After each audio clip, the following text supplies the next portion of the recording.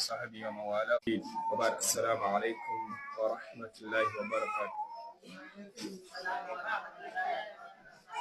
wannan safiya ta Lahadi 3 ga watan Rabi'ul Awwal shekara ta 1448 wanda ya yi daidai da 16 ga watan Agusta shekara ta 2026.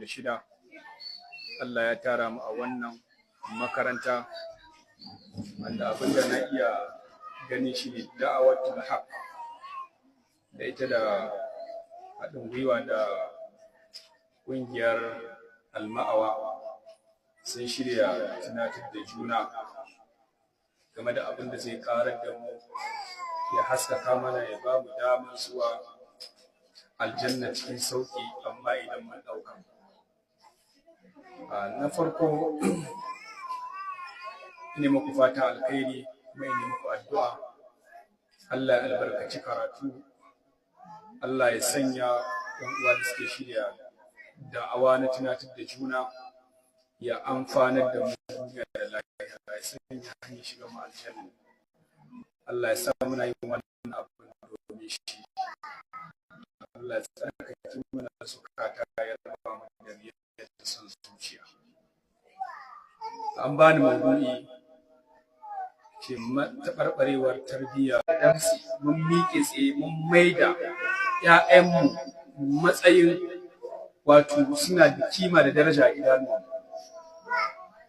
Kuma ba a samun ɗa nagartacce sai an samu uwa nagartacciya. Ba a samun uwa nagartacciya sai an samu miji nagartacce. To a wannan zamanin kusakuran da muka yi ko muke yi shi ne mafi yawa muna wasa da ɓangaren bayar da aure ta yanda ba ma kula da janibin tarbiyyar yaran. Akwai wani hadisi na Annabi sallallahu alaihi wasallam da yake cewa kullukum ra'in wa kullu ra'in mas'ulun an ra'iyya. Dukkan ku masu kiwo ne, ko dukkan ku za a tambaye ku abin da aka ba ku kiwo. Za mu zo mu bayani wannan hadisi insha Allah a nan gaba. Amma ga wani hadisi wanda yake baka fensho, yake baki fensho bayan kin mutu. Idza mata bani Adam in qata amalu illa min thalath. Idan dan Adam ya kwanta ya mutu, komai nashi ya tsaya sai abubuwa guda. Ilmin yuntafa'u bihi, ilimin da ake amfana da shi, ilimin addini shine ilimin da ake amfana da shi. Babu wani ilimi wanda ba na addini wanda zaka amfana da shi. Waladin salih, ɗa na gari, nagartaccen ɗa, sai sadakatul jariya. To muhallin shaƙin kawo hadisi ɗa na gari shine sai an samu uwa ta gari. Idan uwa ba ta gari bane ba za a samu ƴaƴa na gari. Yasa malaman tarbiyya suke cewa kusan kashi 70 ko 80 na tarbiyya na uwa ne. Yana da muhimmanci ki ba da kula akan wanda zai aure yarki. Yana da muhimmanci ki ba da kula akan wanda ɗanki zai auro. Ba maganin kyau ba, ba maganin kuɗi ba, ba maganin ka. Tana da quantity da quality da capacity addini da za a amfana da ita wanda bayan babu ku ‘ya'yanku za su zamanto abin koyi ko abin sha'awa? Shi ne muhallin shaɗin wannan shimfiɗa da nake yi, sai mu kula. A wannan zamanin ba a kallon addini wurin aure. Sai mutum ya zauna ya karantar da muku ‘ya'ya, ta sauke, ta haddace, ta zama duk abin ta zama. Ga shi zai ce na son aurenta a ce bai da abin yi. Ban sani ba ko kuna ana yi haka. A ce bai da abin yi. Wato shi tarbiyyarsa da addininsa bai kai a bashi ita ba tunda yanzu bai da kuɗi. Sai wani ya zo can ɗan giya, ɗan ƙwaya, ɗan boko wanda bai sallah sai shekara daga idi sai sallar gawa. Sai a ɗauki yarinya a bashi ta haddace Qur'ani. Ya ce gigita ta firgita ta ya raba ta da wannan addini.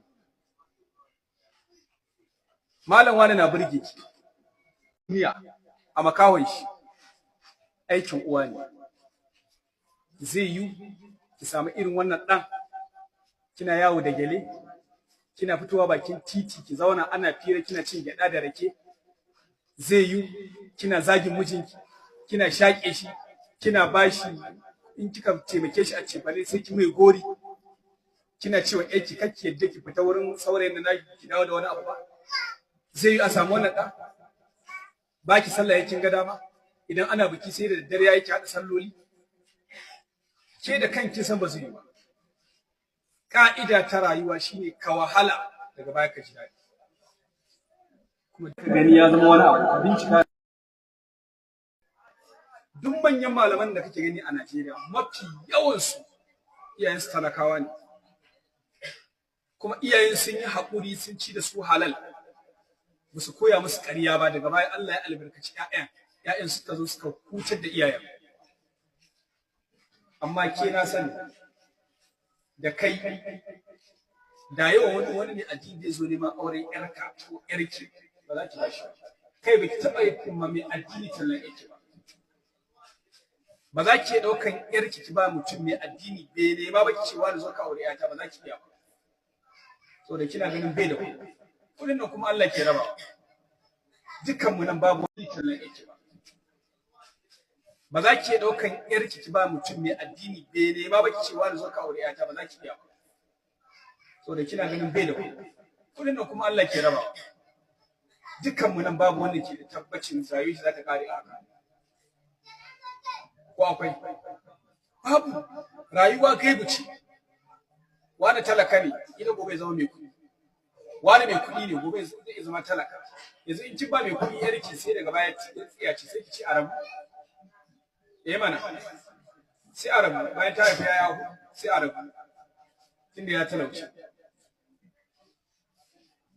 ki ba mai addini na muku shimfiɗa ne akan maganar dan uwa ya fara gabatar wallahi ni abin da na yarda da shi kawai guda ɗaya shi matukar ana so tarbiyya ta natsu ta gyaru wa'annan ana musu wa'azi wanda suka taho a haka wa'anda za a taho da su sai a gyara alaƙar da zai kawo su duniya shine a gyara ya ake aure ya ake neman aure idan me aka yi auren sannan ya ake ɗabbaka rayuwar auren al'adu miyagun al'adu mai da yara mata kayan sayarwa da muke yi mai da su kadara ranar biki ke uwa kina daga cikin wanda ke sabbaba lalacewar tarbiyyar jikokinki